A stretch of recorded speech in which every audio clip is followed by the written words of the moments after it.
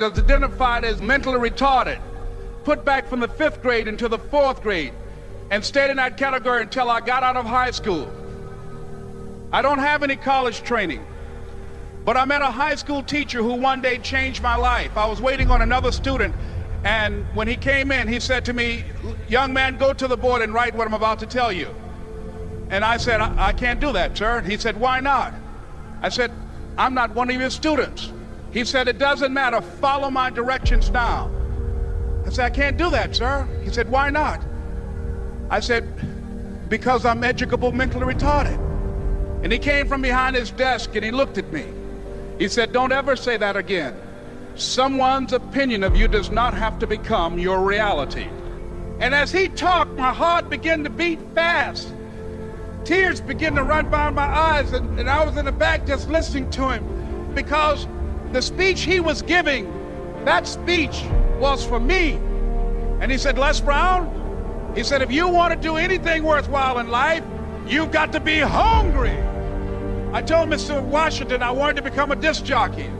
And so I started working to develop myself. He said, "I want you to practice every day being a disc jockey." I said, "But I don't have any job now." He said, "It doesn't matter." He said that it's better to be prepared for an opportunity and not have one than to have an opportunity and not be prepared. And as I was working to develop myself, I applied for a job as a disc jockey, WMBM on Miami Beach. I went to a guy named Milton Butterball. I said, "How you doing, Mr. Butterball? I'd like to get a job as a disc jockey." He looked at me, he said, "You have any broadcast background?" I said, "No, sir, I don't." "You have any journalism background?" I said, "No, sir, I don't." He said, "We don't have any jobs available." I said, "Yes, sir." I went back to Mr. Washington and I told him. He said, "Don't take it personally." He said, "Most people are so negative, they will have to say no 7 times before they say yes." He said, "Go back again." So I went back again. I said, "How you doing, Mr. Butterball? My name is Les Brown." He said, "I know what your name is. What do you want?" I said, "I'd like to know whether or not you have any jobs as a disc jockey, sir." He said, "Didn't I just tell you yesterday we didn't have any jobs?" I said, "Yes, sir, but I know whether or not somebody got laid off or somebody was fired, sir." He said, "No one was laid off or fired. Now get on out of here." I came back the next day like I was seeing him for the first time. I said, "Hello, Mr. Butterball, how are you?" He looked at me with rage. He said, "Go get me some coffee." I said, "Yes, sir." And I went to get him some coffee. After a while, I would get their lunch and dinner, and I would go in the control rooms and take the disc jockeys their food, and I would not leave until they would ask me to leave. One Saturday afternoon, while I was at the radio station, a guy named Rock was drinking while he was on the air. I was the only one there, looking at him through the control room windows, walking back and forth, young, ready, and hungry. Pretty soon the phone rang, and it was the general manager. And I answered the phone. I said, "Hello?" He said, "Les, this is Mr. Klein." I said, "I know." He said, "Rock can't finish his program." I said, "I know." He said, "Would you call one of the other DJs in?" I said, "Yes, sir." I hung the phone up. I said, "Now he must think I'm crazy."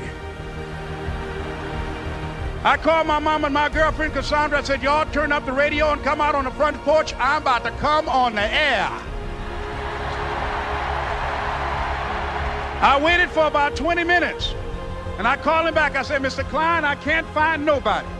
He said, "Young boy, do you know how to work the controls?" I said, "Yes, sir."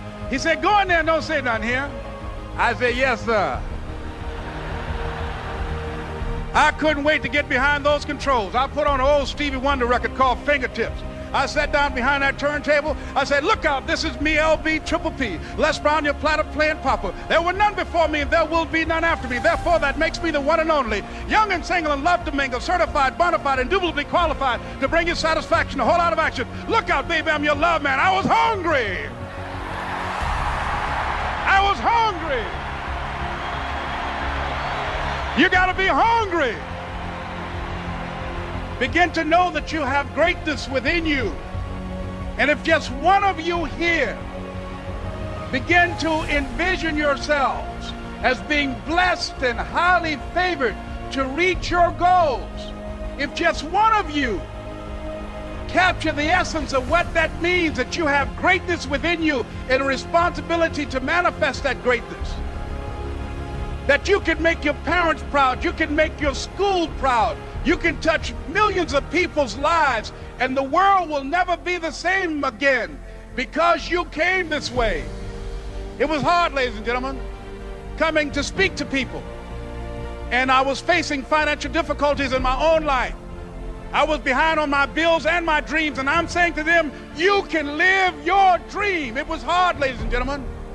It was very difficult to pick myself up each day believing that I could do it. There were times that I doubted myself.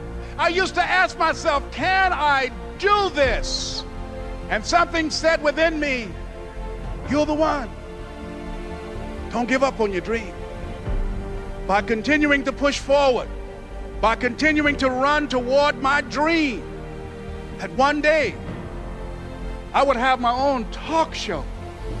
It's a long shot, ladies and gentlemen, from Liberty City, an abandoned building on a floor, never knowing my mother or father. It's a long shot. Being here with you today in this dome in Atlanta, it's a long shot. No college training, labeled educable, mentally retarded, but I kept running toward my dream. Don't stop. Don't stop running toward your dream.